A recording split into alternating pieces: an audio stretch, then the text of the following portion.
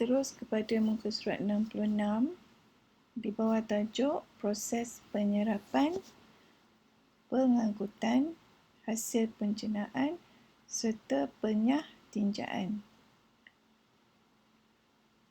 Okey, dalam tajuk ni sebenarnya ada 3 perkara yang awak kena tahu. Satu, penyerapan hasil pencernaan.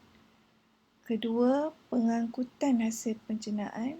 Kemudian yang ketiga, penyah tinjaan. Jadi kita pergi yang pertama, penyerapan hasil pencernaan. Kita dah tahu proses pencernaan, apa yang berlaku. Kemudian hasil pencernaan tu badan kita nak serap. Jadi penyerapan berlaku dekat usus, usus kecil. Jadi kita tengok sini dia cakap, cuba anda perhatikan unjuran benang yang terdapat pada permukaan tuala tersebut. Ni ada gambar tuala. Kemudian pada permukaan tuala tu ada unjuran benang. Jadi dia kata dinding usus kecil kita juga dipenuhi dengan berjuta-juta unjuran halus yang disebut vilus. Jadi dia tunjuk kat sini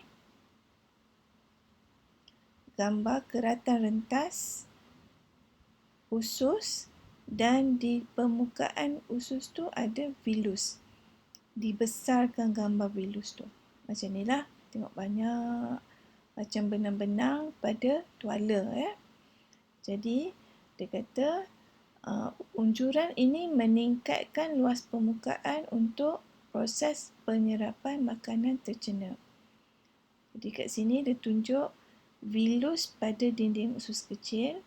Ada 3 perkara yang awak kena tahu. Satu, permukaan ususnya kecil berlipat-lipat. Permukaan usus kecil ni berlipat-lipat. Ada 2 sebab. Menambahkan luas permukaan, satu. Yang kedua, meningkatkan kadar penyerapan hasil pencernaan. Kemudian dinyatakan juga dinding vilus ni sangat nipis. Dia lukis tu sangat nipis, ya. Kenapa? Untuk meningkatkan kadar penyerapan. Dan terdapat salur darah, berfungsi untuk mengangkut nutrien ke seluruh bahagian badan. Okey, kemudian gambar yang kedua nak tunjukkan bagaimana proses penyerapan dan pengangkutan hasil pencernaan.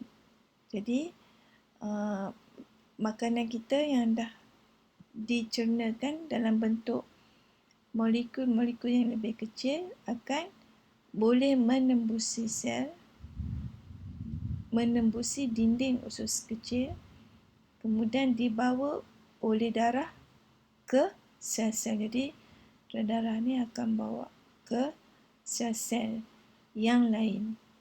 Ya. Makanan yang tidak tercerna, yang besar-besar, dia tak boleh nak masuk. Kemudian sini juga dalam vilus ni juga ada lakteal. Lakteal ni apa fungsi dia? Di sebelah ni ada bagi tahu. Lakteal berfungsi untuk menyerap lemak yang akan dicerna. Ya, dia akan serap lemak. Lemak akan disalurkan ke sistem limfa, yang kemudiannya disalurkan ke sistem peredaran darah. Jadi lemak dia diserap dengan cara lain, ya. Dia diserap, tidak masuk ke dalam salur darah untuk dihantar ke tempat lain. Diserap dalam salur darah tu, kemudian lakteal pula yang akan ambil lemak tu untuk dihantar ke sistem limfa.